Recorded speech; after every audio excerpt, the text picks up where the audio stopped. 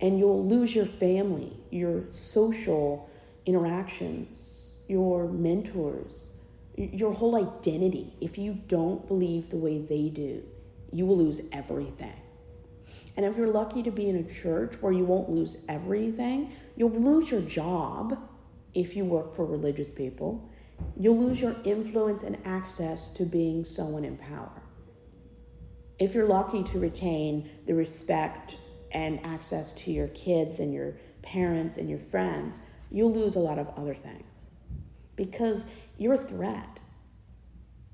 Parents see people as threats if they want to teach kids an objective point of view.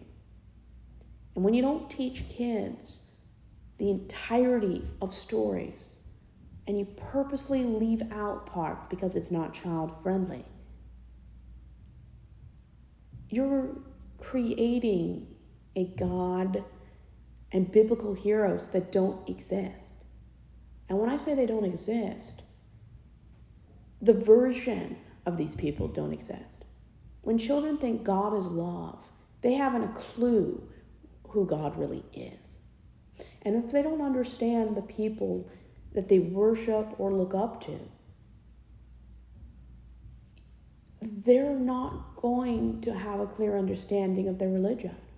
How many times did I hear stories in church about Moses, Jacob, Isaiah, David?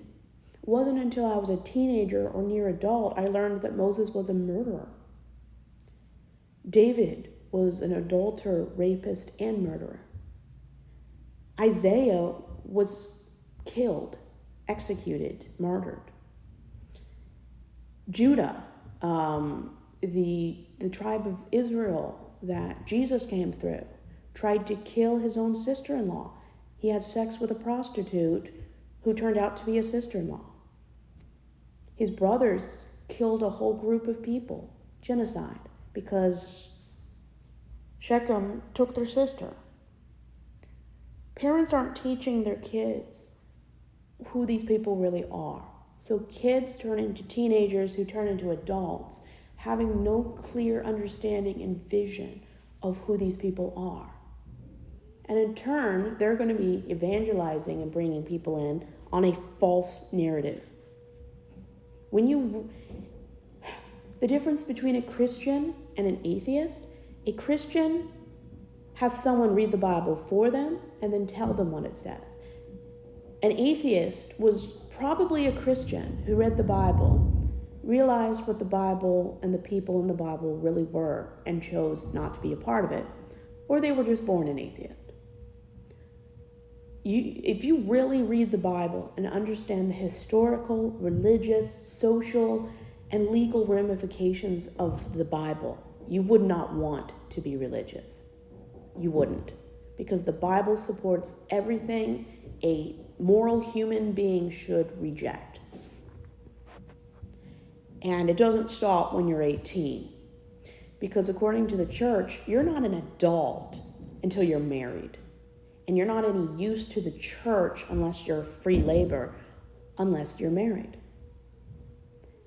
The only singles class from 18 to 30 that I ever was in was a college class or a woman's class. And it's usually because they feel so sorry for you, they want to keep you in the church, so they provide some subpar class so you keep giving them money. Once you turn 18, if you're not married all the way up till you're 30, you're of no use to the church unless it's volunteer work or teaching. And teaching is nothing above 16, because you have to be married to be a teacher for adults, and you have to be male. Church doesn't want to teach the real truth about their book, because no one in their right objective mind would want to read or adhere to a book that supports slavery, sexual assault, forced marriage, child marriage, infanticide, cannibalism, genocide, colonialization, race wars, racism, sexism, selling your own children. buying someone for the purpose of being a pleasure slave, polygamy, dismemberment.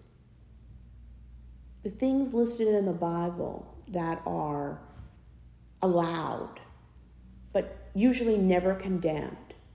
And the only reason cannibalism was condemned in the Bible was because Judaism was about blood.